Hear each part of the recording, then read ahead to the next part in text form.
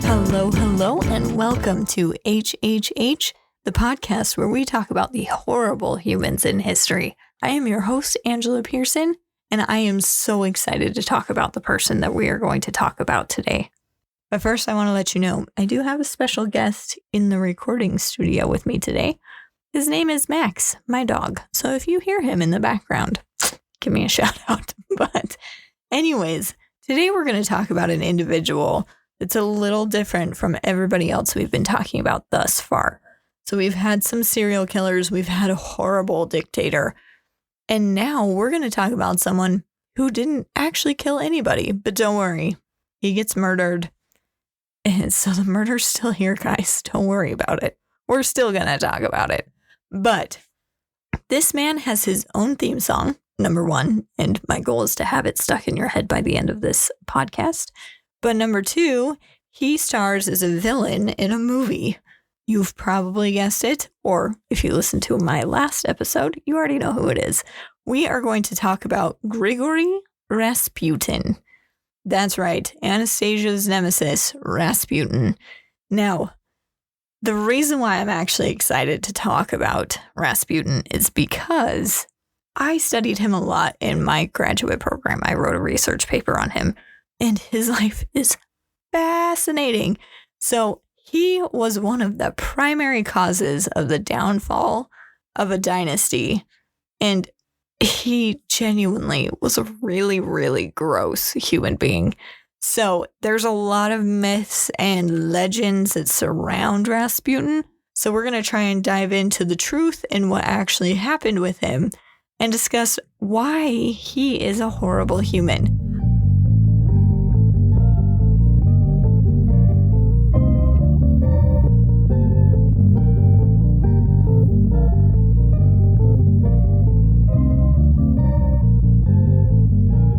Before I can actually dive into the history or the story of Rasputin, we need a little bit of context. So we need to explore a little bit of Russian history before we can dive into Rasputin. So first things first, you need to know about the Romanov family. So Anastasia, her parents, her great-grandparents, all of that.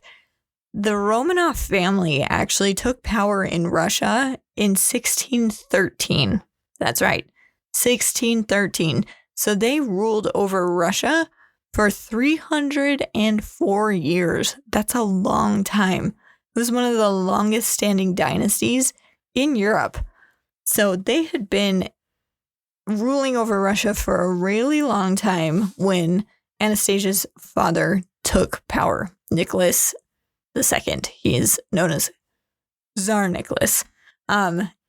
There were other really important Romanov family members known as Peter the Great, Catherine the Great. So they had ruled this empire and done amazing things.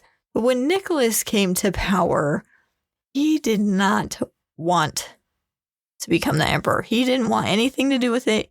He wanted to live a quiet life where he could just hang out with his family, spend time with them, and not be in the public spotlight at all. That is not what he wanted. And at the time he took power, there was a lot of turmoil happening throughout Russia, a lot of poverty. There were a lot of people starving to death. There was no way for people to get wealthy. And a lot of people saw that the royalty would throw these giant parties, lavish parties with fancy feasts, and just pretend like life was all hunky-dory while they were in the mud struggling to survive. So a lot of the peasants and people of Russia did not like what was happening. Another thing to add to this is Tsar Nicholas II actually married Alexandria, and she was a German. This comes into play later. We'll go more into detail of that later, but it's an important little tidbit to know that she was a German and struggled to give birth to a male heir. Because, back then, us women, our only value was if we could produce a male heir. And she gave birth to 4 girls before she was able to give birth to her first son.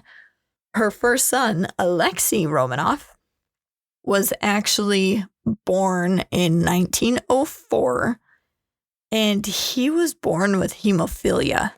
If you don't know what hemophilia is, it's a blood condition where your blood doesn't actually clot when you start to bleed. So if you bump something or get a little bit of a scratch, that could become life-threatening pretty quick because you could bleed to death. So this led Alexandria to look for anything and everything to save her son because she struggled to provide a male heir. She finally has one, and he could die at any time. So she searched many different ways to try and find a cure. She was very religious and found a couple different religious leaders to help her, I guess is a good way to say that. But she was up for anything to try and get her son to be healed. So when I mentioned that Russia itself was struggling, the people were not having a great time, on January 22nd, 1905, the people actually formed a giant protest outside the Winter Palace where the Romanov family typically lived. Nicholas didn't like being there because it was too much in the spotlight. They had a little house over off to the side that he preferred. By off to the side, not in the same area. I don't know why I said off to the side. But the Winter Palace was supposed to house the royal family, and so these people protested outside the Winter Palace. It was a peaceful protest of workers protesting the wages that they were receiving and protesting the war with Japan. So Russia had been in a very long war with Japan that they were losing. They were not doing well in this war. So people went to protest. Well, Nicholas wasn't even there, but his guards decided it was a really good idea to fire on this peaceful crowd of protesters. So they opened fire and killed and injured hundreds of people in this square. So that was a PR nightmare for Nicholas. So the people already had some doubts about him and were struggling with him as their leader because a lot of them had signs saying how amazing he was and how much they wanted him to be their leader. And then they all got shot down and they didn't know he was not the one to give the order for that. So we'll talk about all of this a little bit later and how Rasputin plays a much bigger role in this, and we'll talk about that. But now I want to dive in to Rasputin. See, I'm telling you, I'm going to get that song stuck in your head. So Grigory oh man, guys, I'm going to butcher his middle name. Eufimovich Rasputin. See, I even studied him. I can't even pronounce his name. He was born in a small village of Pokrovosko in January of 1896. So this village is so small that if Rasputin hadn't been there, no one would probably remember that this place even existed. It would have just been wiped off the map, wiped away from history. But Rasputin grew up there. He lived a typical peasant life, so that means we actually don't know a whole lot about his childhood because literally people were peasants, so obviously their lives didn't matter, so there were no literatures saved, like journals or anything, from these individuals, mostly because they were all illiterate, so they didn't really have a way to keep history, so we don't know a lot about his childhood, and he would have been lost to the millions of stories that we will never know about these peasants if it weren't for his rise to fame. So he was born in a typical Siberian family. They were farmers. His father was really hardworking, but he was known as a drunk. I feel like this is a trend. In all of the stories that I tell, either the father's not there or he is a drunk. So Rasputin grew up with a pretty drunk father, and he actually followed in his father's footsteps. He later would become a drunk himself, but more on that in a little bit. So Rasputin actually had 2 siblings, Maria and his older brother, Dmitri. And these 2 had a really large impact on his life, so much so that later on he ended up naming his children after his siblings. But Maria had epilepsy and ended up drowning in a river near their home. And then Dmitri would later die of pneumonia after Rasputin had to save him from drowning in a pond. So both of his siblings ended up passing away prematurely. So even when Rasputin was young, he was known as a healer. He was unable to heal his family members, but he had a reputation of being a healer and having supernatural powers. And that's one of the myths that comes into play here quite a bit, is that Rasputin had powers, magical, special powers. For example, one time someone had stolen his father's horses. No one had known who had done it, while Rasputin magically knew who had done it. And it turned out that he was right. Those people had actually stolen his father's horses, but he was also known as a healer. So he gained a reputation of being a healer and having special powers, but he also gained a reputation of being a thief and was actually arrested. So there's a story that he himself ended up stealing horses and was caught and thrown in jail. But later, when the Russian police did investigating, because he got close to the royal family, and obviously they needed to know who was close to the royal family, they found out that that story actually wasn't true. But he did get arrested. He was arrested because of his rude attitude.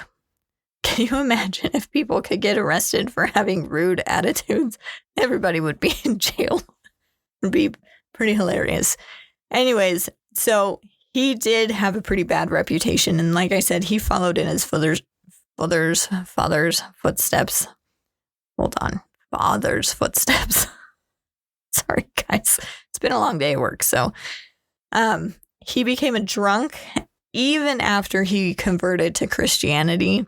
He could not put down the bottle. He loved it so much that was the one thing throughout his life that he continued to do. He was a pretty big drinker. In 1887, at the age of 19, Rasputin actually got married to Praskovia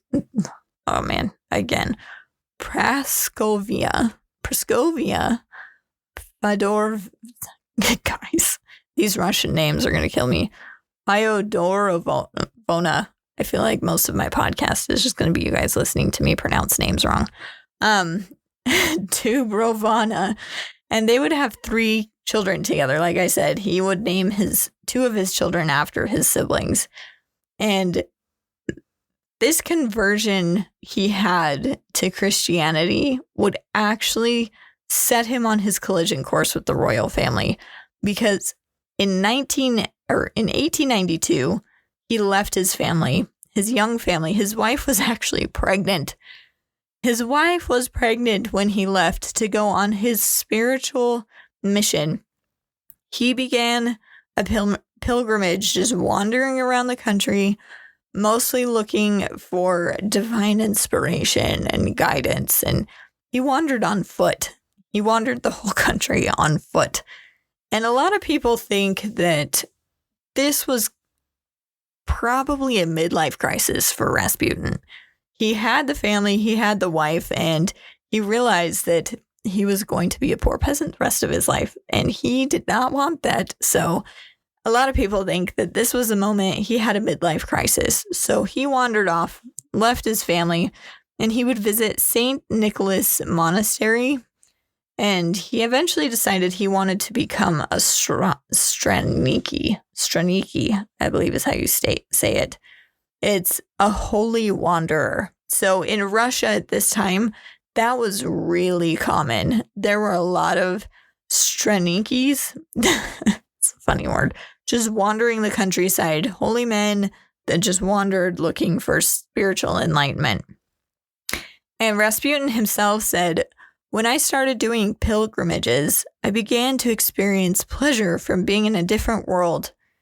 He wanted to see all the people in the country. He wanted to see how people lived. He wanted to see different ways of religion and everything. So he barely ate any food. He barely drank any water. And guys, this is really gross. And I apologize ahead of time, but you have to know this for context. He did not change his underwear for 6 months. 6 months! See, I'm telling you, so gross. He even wore chains around to try and become closer to Christ. I think the 6-month underwear is probably worse than the chains, in my opinion. That's so gross. During his travels, he actually ran into a sect of Christianity that had been banned in Russia. They were a deviant sect. They were called the Klysty, I think is how you say that. It's Khlysty. They had a large focus on the occult still.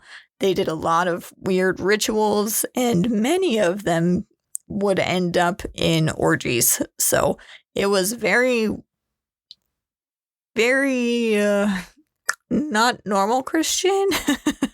So he was exposed to that. And a lot of people actually believed that Rasputin was part of this sect and joined the sect. But his daughter later in interviews said that he had explored it, but eventually had rejected it. Now, I watched a documentary where they had interviewed his daughter, and she believed he was a saint. So I don't know how much water her statements hold, because I don't think she fully accepted all the stuff her father did. But she claims that he rejected this. But I genuinely think that this sect of Christianity really influenced Rasputin, and I'll talk about that a little bit later and why I think that. But I think this sect of Christianity made a much larger impact on Rasputin than his daughter believes. So as he traveled around the country, he started accumulating followers.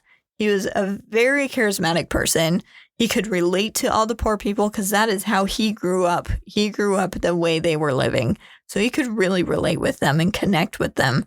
And again, he claimed he had healing powers and started to get support from higher members in the church, like a man named Bishop Sergei, who actually wrote a letter of recommendation stating that Rasputin was a holy man to give to the St. Petersburg Theological Seminary.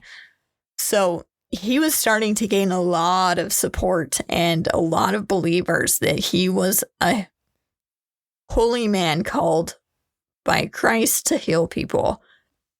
And he really liked his alcohol, guys, because even all during this, he really liked to drink. He liked to go to the clubs, quote unquote clubs. They were just bars back then, but he loved drinking a lot. And he liked his ladies. He really liked his ladies. He was often seen going into brothels, and many people claimed that he was actually having sex with all of his female followers, which is most likely true, because he definitely was not faithful to his wife, and he really liked having sex with as many women as possible. So I fully believe that he was indeed doing that with all of his female followers.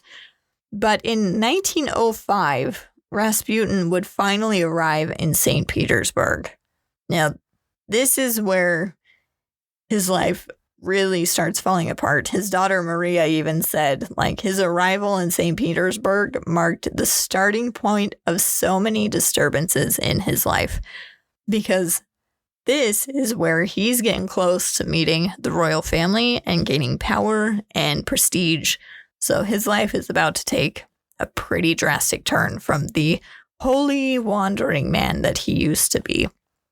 So he met, when he went to St. Petersburg, he met two women called the Black Princesses. Now let's talk about these Black Princesses for a second.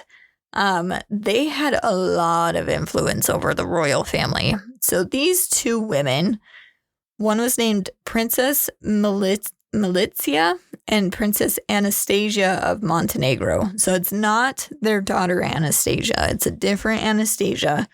But these two princesses were the only two women that opened their arms to Alexandra when she came to Russia to make her feel welcome. Because like I said, she was a German coming to Russia. She was not liked because of her German heritage. So these two women made her feel very welcome and were her two friends, her close friends. And they actually were the ones who introduced Alexandra and Nicholas to their last spiritual advisor, Monsieur Philippe. Monsieur Philippe was from France, and he was what I like to call the pre-Rasputin. So he filled the role that later Rasputin would fill as Alexandra's spiritual leader. She believed that he had spiritual powers and had helped her and Nicholas conceive their son with his powers, because she had struggled so much. And at one point he said, like, during her final pregnancy, this one will for sure be the heir to the throne. He will be a boy. And it turned out he was correct. He had gained so much influence over the Tsar and Czarina that they eventually were forced to send him back to France, because the public and the other politicians and people in their circles did not like how much power he had over the Tsar and Czarina, because he could basically tell Alexandria and Nicholas to do something and they would do it without question. So like I said, a pre-Rasputin, because Rasputin will get there. We're not there yet, but he was introduced to Alexandria and Nicholas through these Black Princesses. Now, the Black Princesses and Alexandria were both into a lot of occult things. That was kind of a popular, trendy thing back then. So when they heard about a new influencer, Rasputin, coming into town, they, of course, had to know about him. So they became very close with him. And Rasputin started to gain more and more followers in the upper class and around that area. So the Black Princesses decided to gain more favor with Nicholas and Alexandria. They would introduce Rasputin to them because they knew they were looking for someone to heal Alexei, their son.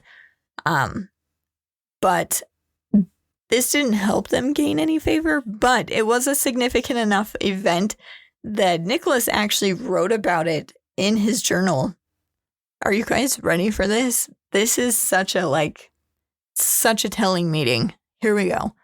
Tuesday, a cold, windy day.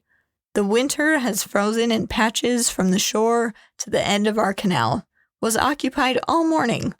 Dined with Per Olov and Rezin. Went for a walk at 4 o'clock. We went to Sergeyevka. Had tea with Militia and Stana. We made acquaintances of a man of God, Grigory, from Tobolsk province. Lay down this evening and then worked a good deal and spent time with Alex. So, yeah, that was a riveting, crazy interaction that they had, so much so that he wrote it in his journal. But no, really, he actually did make a note that they had met him, which is significant because you can see he goes into a lot of details about his life and what he does in the day in his journals.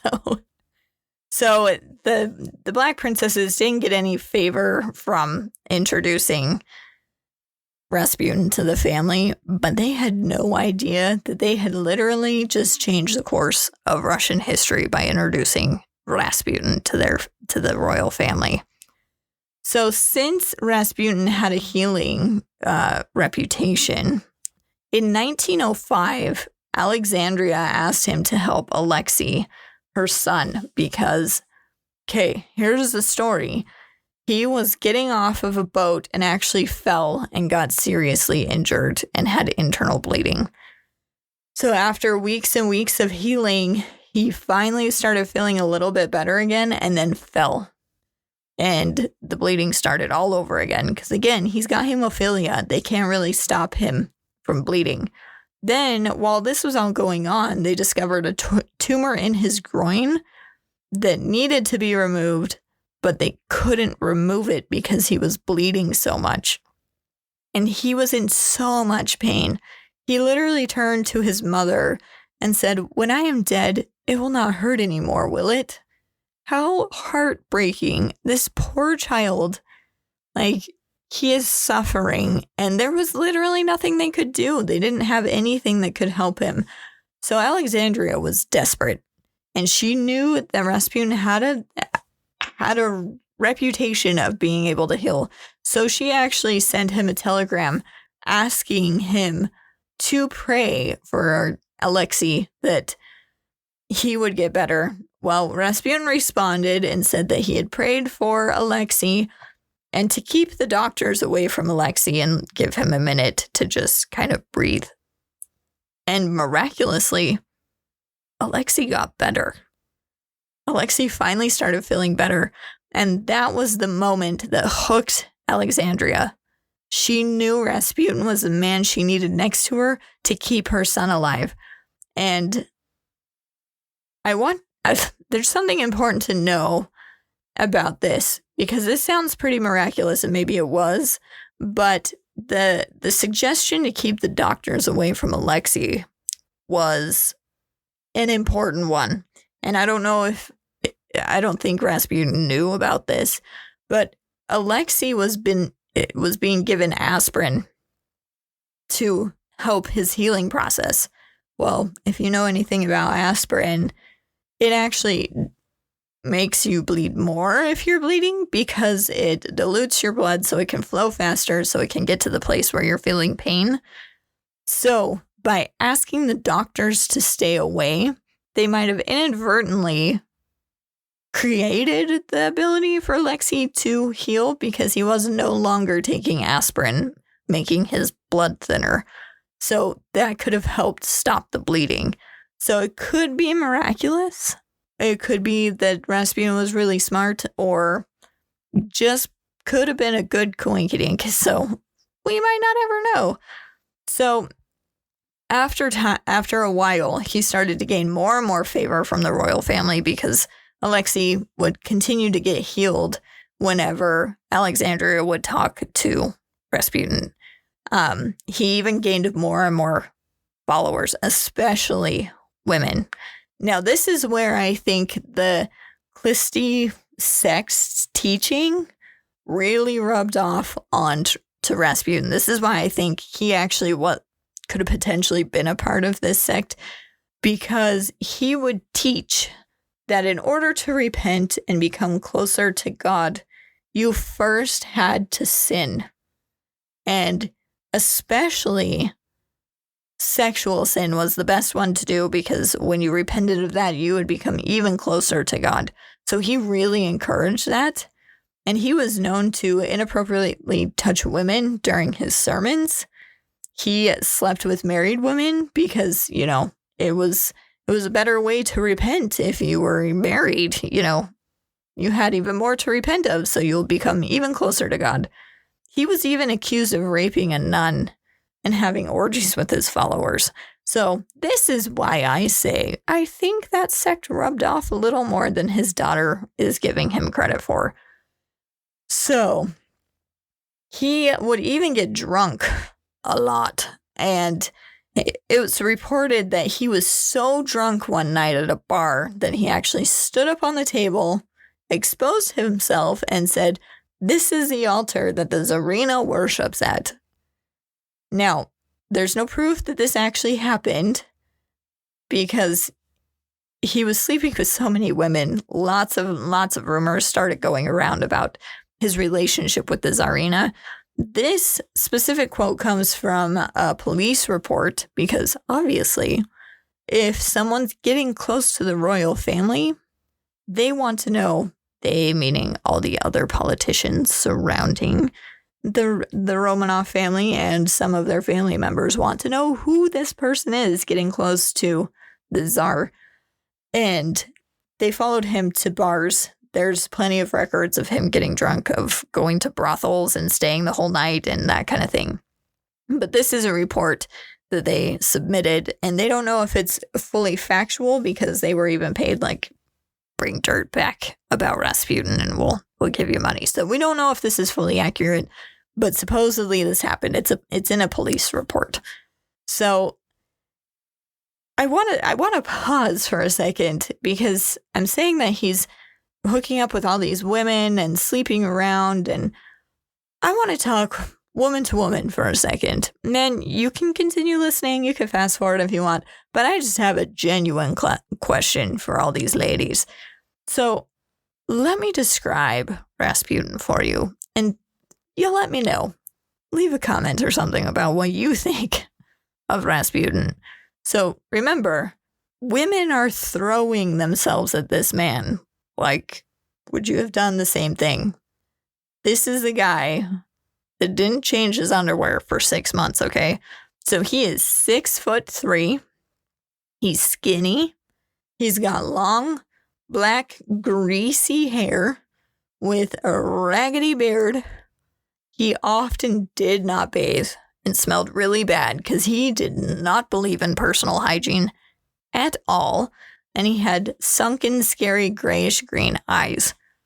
I mean, apparently the ladies back in Russia were just loving the smelly, stinky, unbathed 6-month underwear look. Because he was getting so many ladies, guys. I can't express how much he was getting. So his poor wife, he was still married. Remember this. He's still married, and he would go back and visit his family. He didn't like staying in the city, so he would go home pretty frequently and continue to wander the country.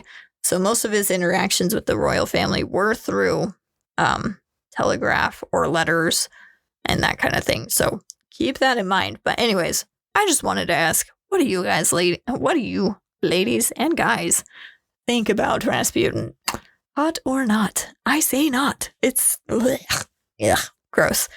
Anyways, soon after he gained the favor of the royal family, the secret police, like I mentioned, started following him. So they knew about all of his partying and all of his escapades with all the women he was with.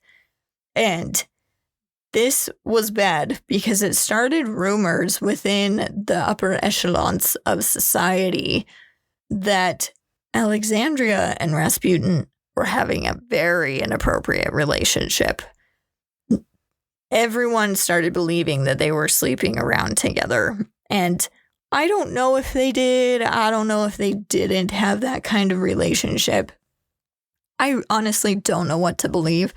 They did spend a lot of time alone together, which was highly, highly inappropriate at the time for any woman to spend any time alone with a man that was not her husband, let alone the Tsarina of Russia. She should not be spending any time alone with any other man. So it was really starting to spark concerns across the royal court, especially if the information got out to the public. The public already hated her, and they did not need this on top of that because it would destroy everything. And not to mention, at this time, tensions were starting to grow between Germany and Russia.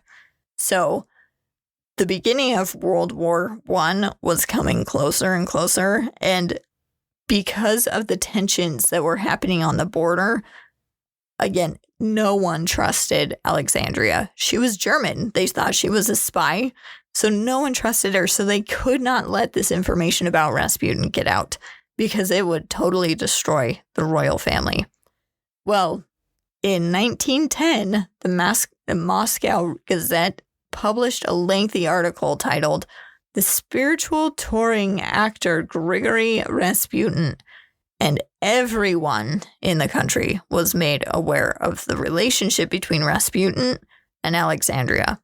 And we all know how reliable gossip columns can be. That's kind of what this was. It shared a lot of misinformation about their relationship, but people started drawing cartoons. You can see, you can Google them. I don't recommend it. Don't Google them, but you can. There's propaganda everywhere about their relationship and how it was horrible and inappropriate. Everyone saw Rasputin as a dirty charlatan and a peasant that did not belong anywhere near the royal family. And everyone was appalled that Alexandria and Nicholas would let him so close to their family.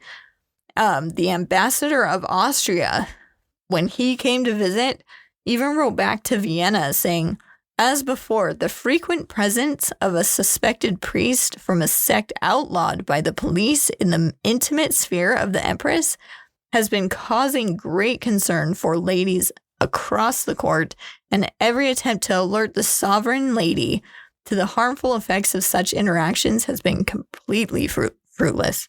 So people were trying to warn her. They were saying, this is ruining your reputation. People do not want to see you with him. This is really bad for you guys. You need to get him away. You need to have him leave.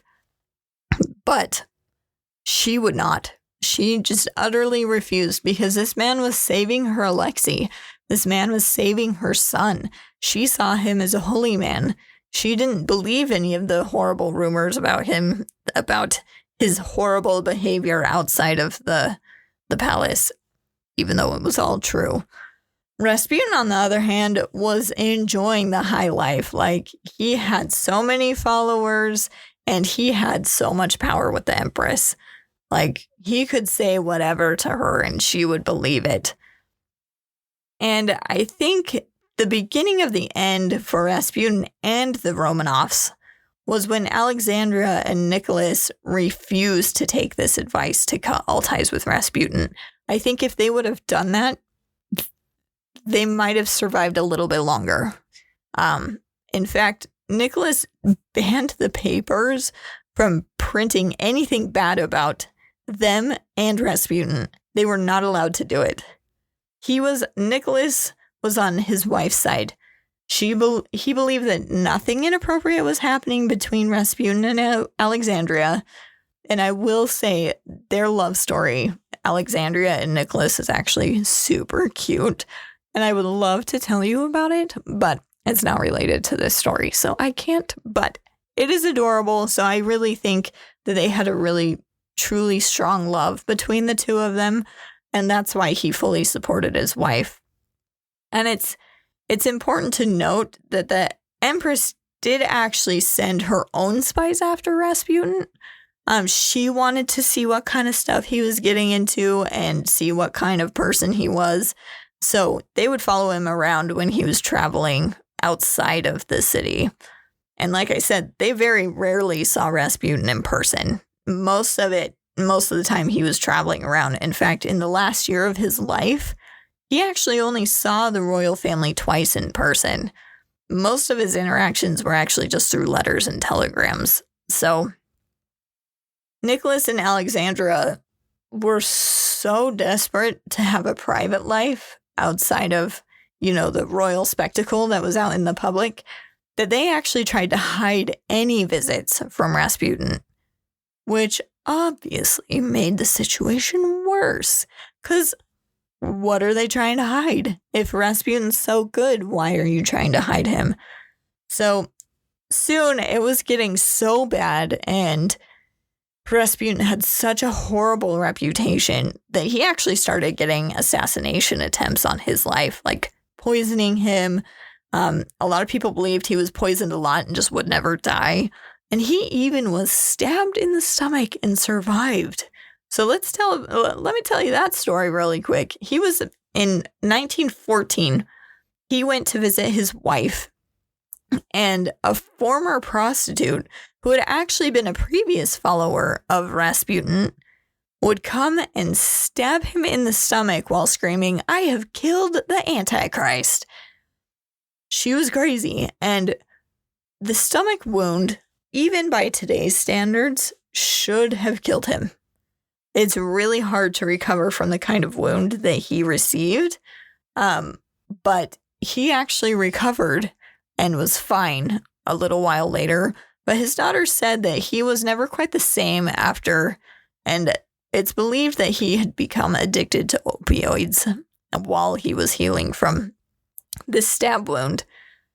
So after this attempt, there was another attempt in December of 1916, on the 16th of 1916, December.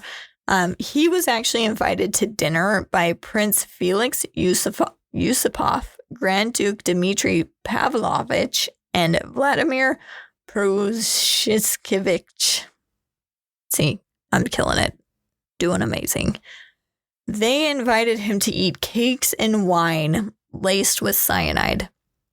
And so it's believed that he ate tentatively at first and then started eating quite hungrily and drank quite a bit of wine, but it didn't kill him. So I will say his daughter later said that after he had been stabbed in the stomach, she doesn't believe the story about the cakes and the wine, because after he got stabbed in the stomach, she said he had given up sweets and drinking. I have a hard time believing that, mostly because he was a drunk his whole life, so I don't think he could just give it up, but who knows? Maybe he had a stronger willpower than he thought his whole life? I don't know. Anyways, so after they fed him this cyanide-laced treats and wine, they shot him. They shot him a couple times, and he laid on the floor as if he was dead. So they thought he was genuinely dead, so they actually went to his apartment, messed up things so it looked like he had come home for the evening, came back, and they went to go move him, and it's claimed that his lifeless body shot into the air and grabbed one of them by the neck, saying, "You naughty boy," and Rasputin threw him across the room and tried running out the back door to escape, like fleeing for his life. And as he fled, they said they shot him in the head. And then they threw his body into the river.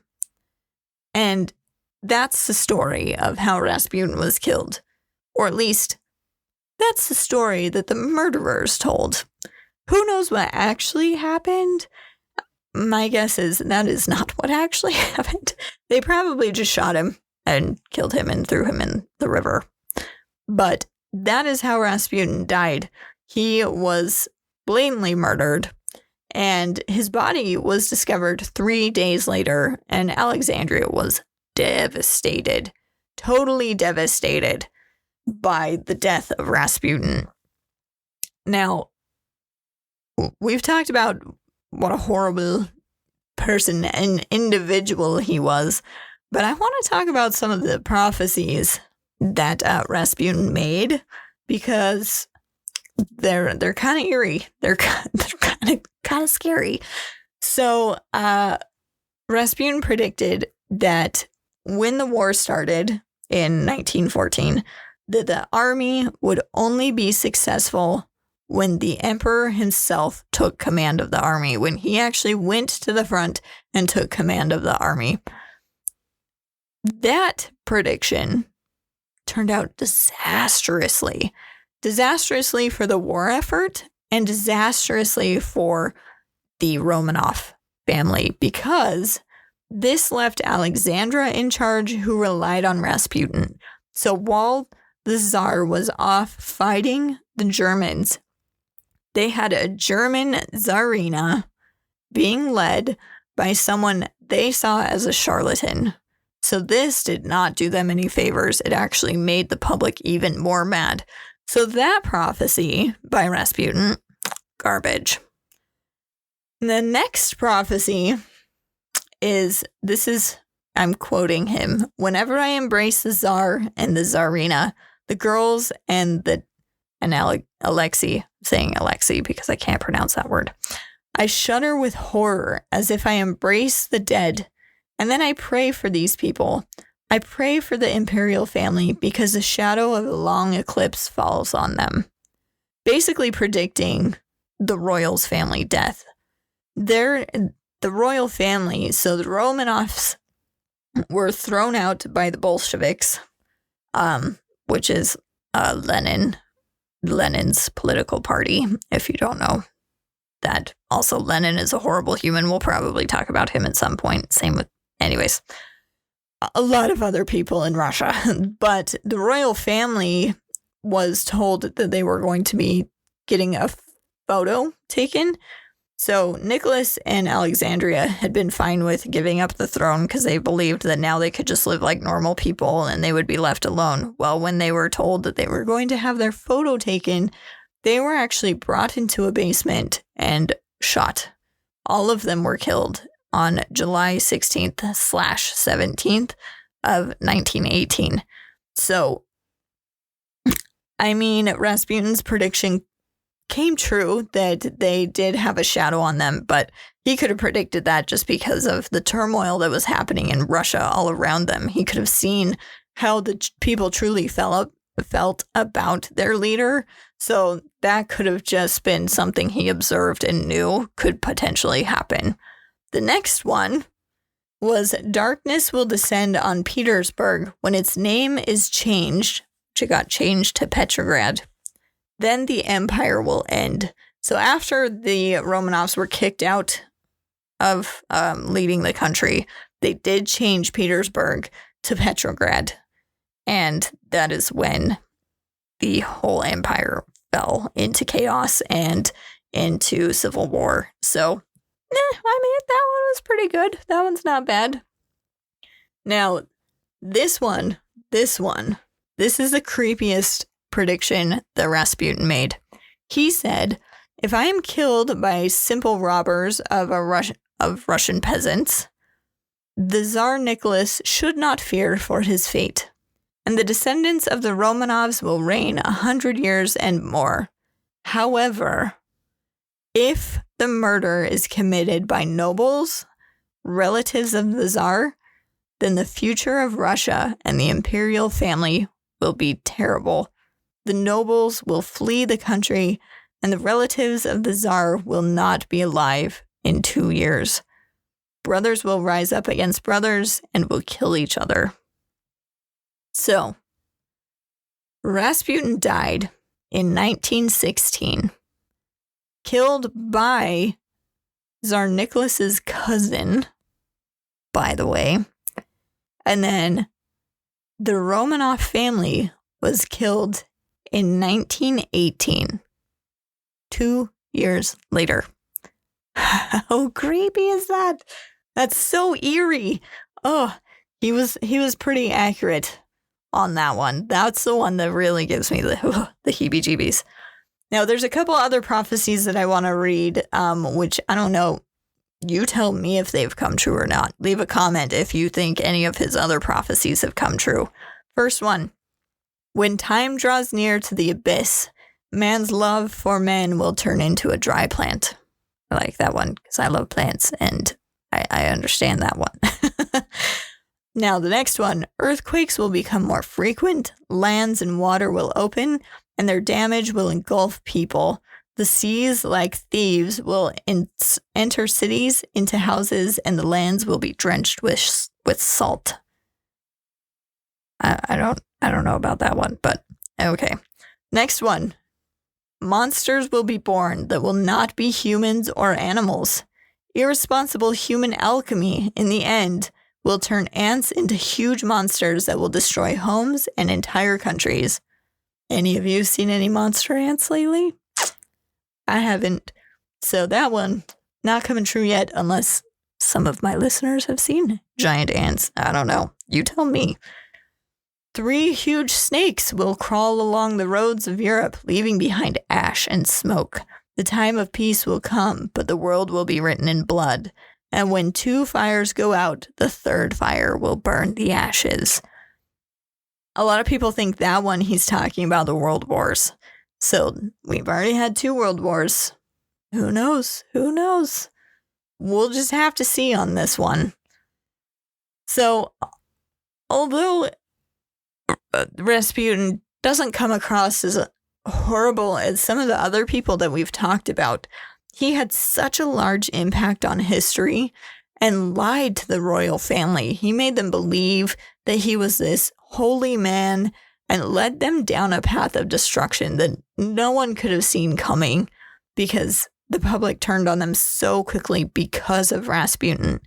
And he was just a horrible, nasty, gross human. Like, he made some life choices that, blah, blah, blah, blah. 6-month underwear. I just can't get over it. I mean, he was probably a sex addict, which is something that we know now, but that was not a thing back then. But I guarantee he probably was. And he tricked women into sleeping with him because he was, quote unquote, a holy man. He was deceptive and just dirty, literally and figuratively. Many still believe that he had some kind of mystic power and he was actually able to heal people. I don't know. Some people think he really predicted the future. So was he a healer? Was he able to actually predict the future with the Romanov family? Or was he just super observant and just super smart? You guys tell me, what do you think Rasputin was? He actually a holy man with actual powers to heal, or was he just lucky? I think he just was lucky. I don't think he's got powers. He's just creepy. Anyways, he's our horrible human for the week because of his deceptions of the Romanov and literally toppling a whole empire. And there was a lot of things that went into that fall. But I think he was the straw that broke the back of the peasants and the people of Russia to say enough is enough. They're following this horrible person. We want nothing to do with it. But I'm curious to see what you guys think. So that's our horrible human for the week. And like I said, there's a lot of myths, a lot of legends that surround our friend here, Rasputin. And I like just watching Anastasia. He's a zombie with powers. So even that's our understanding of Rasputin nowadays, is he is this mystical man with crazy powers that cursed the Romanov family, which he kind of did. And maybe that's why they fell, is he literally placed a curse on them. I don't know.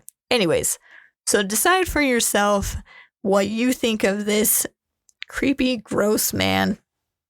But join us next time. So next week when we release our episode, we are actually going to be talking about a killer, probably a serial killer, born in 1480. So she was a beautiful blonde bombshell, an illegitimate child of a pope, and she was known to poison her victims, and her name is Lucretia Borgia.